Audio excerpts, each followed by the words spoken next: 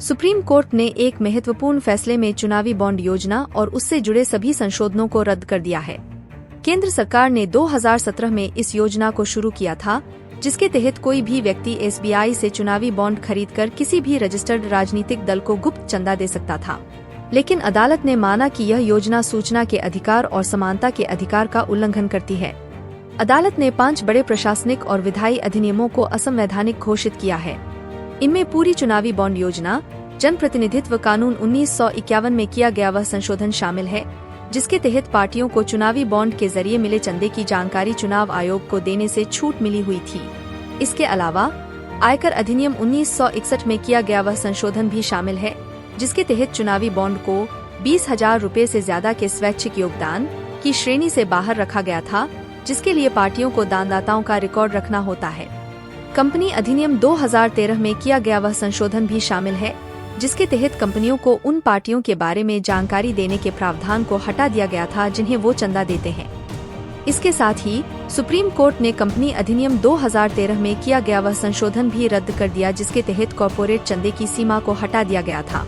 अदालत ने माना कि इलेक्टोरल बॉन्ड स्कीम सूचना के अधिकार का उल्लंघन करती है, जो कि बोलने और अभिव्यक्ति की स्वतंत्रता के अधिकार का एक महत्वपूर्ण हिस्सा है।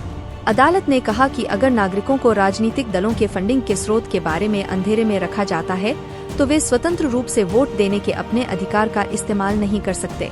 अदालत ने कंपनियों के लिए राजनीतिक दलों को चंदे की रकम अपने नेट एग्रीगेट प्रॉफिट के 7.5% तक सीमित कर दिया है।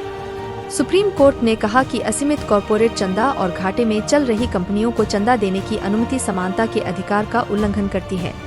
अदालत ने कहा कि इन प्रावधानों से पार्टियों पर कंपनियों का प्रभाव बढ़ता है और बदले में कुछ पाने की संभावना बढ़ जाती है। सर्वोच्च न्यायालय ने सूचना के अधिकार और निजता के अधिकार के बीच संतुलन बनाने के लिए आनुपातिकता परीक्षण पद्धति लागू किया। अदालत ने दानदाताओं की निजता की रक्षा के महत्व को स्वीकार करते हुए इस बात पर जोर दिया कि इसे मतदाताओं के सूचना के अधिकार का उल्लंघन नहीं करना चाहिए।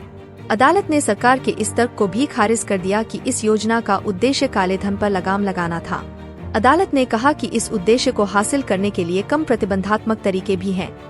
इस फैसले ने सूचना के अधिकार को राजनीतिक दलों तक भी बढ़ा दिया है, जिससे मुख्य सूचना आयुक्त के 2013 के उस आदेश के खिलाफ मामला कमजोर हो गया है, जिसमें कहा गया था कि राजनीतिक दलों को सूचना के अधिकार अधिनियम के तहत सार्वजनिक प्राधिकरण के रूप में नामित किया जाना चाहिए।